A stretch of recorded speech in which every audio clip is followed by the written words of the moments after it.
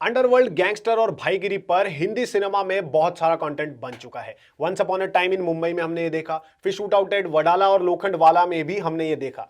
यानी कि particular D company की स्टोरी पर कई एक्सपेरिमेंट हो चुके हैं और इस कहानी के साथ एक और नया एक्सपेरिमेंट करने आ गई है प्राइम वीडियो की नई सीरीज बंबई मेरी जान। अब वेब सीरीज में क्रिएटर्स के पास प्लेग्राउंड थोड़ा ज्यादा होता है, टाइम भी ज्यादा होता है, तो वो कहानी और कैरेक्टर्स के साथ खेलकर भैया कुछ भी मजेदार बना सकते हैं। अब इस कहानी पर फिल्में तो बहुत बनी है, लेकिन वेब सीरीज में इसको एक्सपीरियंस करने में क्या कुछ नया होगा और के मेनन इस सीरीज में है, तो फिर इसके लिए मैं भैया एकदम एक्साइटेड था। तो चलिए फिर जानते हैं कि पुरानी गैंगस्टर कहानी को नए टैलेंट के साथ मिक्स करके ये सीरीज सच में कुछ अलग दिखा भी पाई या नहीं।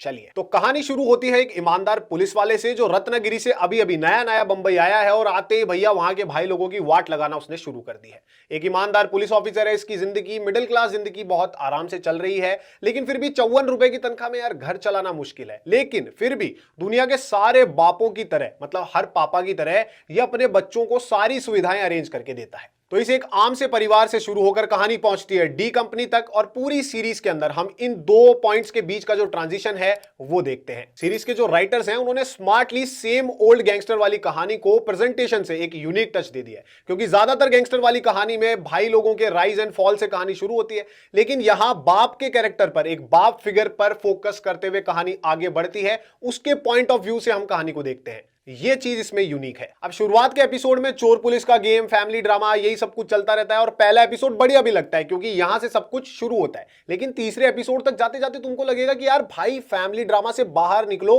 वो दिखाओ जिसका वादा किया था ट्रेलर में। ये वो मोमेंट होगा जहां तुम्हें सब्र रखना पड़ेगा। ये 3 एपिसोड सीरीज के जो कैरेक्टर्स हैं, कहानी है, थीम है, उसको गहराई में ले जाने का जो काम करेंगे ना, वो आखिरी के एपिसोड में फट कर बाहर आएगा। अब अगर धीरे धीरे सेट होने वाली कहानी और कैरेक्टर डेवलपमेंट जैसी चीजें तुम्हारे लिए मैटर नहीं करती है, तुमको चाहिए वो सीरीज जो भैया शुरू होते ही शुरू हो जाए, तो फिर गुरु तुम्हारा खेल 3 ही एपिसोड में निपट जाएगा और ये सीरीज तुम्हारे लिए नहीं है। लेकिन अगर ये 3 एपिसोड तुम पार कर गए तो उसके बाद आएगा असली मजा, क्योंकि जो कहानी का असली बवाल है, असली ट्विस्ट है, वो पहले हाफ में अच्छे से पकता है और फिर दूसरे हाफ में परोसा जाता है। सीरीज का जो सेकंड हाफ है वो thrilling, suspense, tensed action scenes और रिवेंज वाले माहौल के साथ एकदम एक्सप्लोसिव चलता है, जो एकदम बिंज वॉच वाला माहौल सेट कर देता है। अब देखो, ऐसा कुछ भी नहीं है कि तुम्हें सेकंड हाफ तक पहुंचाने के लिए सीरीज के पास कुछ है नहीं, क्योंकि इसके जो कास्ट हैं, कैरेक्टर्स हैं, वो एकदम कमाल के हैं और जो एक्टर्स की परफॉर्मेंस है ना, वो सच में बांध के रखने का दम रखती है। के मेनन, जिनकी वजह से मैं ये प्रोजेक्ट देखना चाहता था, उन्होंने भैया एकदम माइंड ब्लोइंग परफॉर्मेंस दी है। एक ईमानदार एंग्री पुलिसमैन, एक मिडिल क्लास ट्रैप में फंसा एक लाचार सा इंसान और एक मजबूर बाप, ये 3 ट्रांजिशंस उनके कैरेक्टर में हैं और एंड तक जाते जाते ये कैरेक्टर्स उनकी आंखों में दिखने लगते हैं।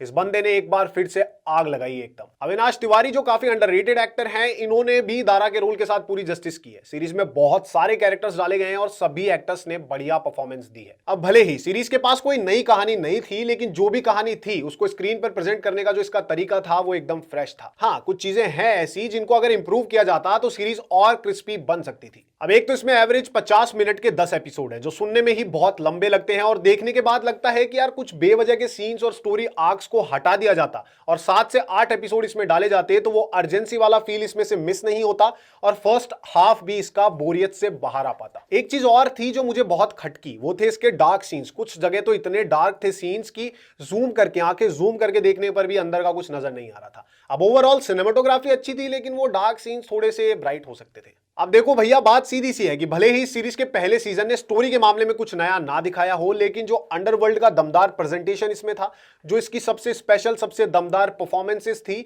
वो इस सीरीज को बिलो एवरेज लाइन से ऊपर खींच लाती है। ये कोई बहुत तोड़फोड़ सीरीज भी नहीं है तो बहुत बेकार सीरीज भी नहीं है। अगर तुम अंडरवर्ल्ड वाली क्राइम और रिवेंज स्टोरीज पसंद करते हो तो ये एक बार ट्राई करने लायक है।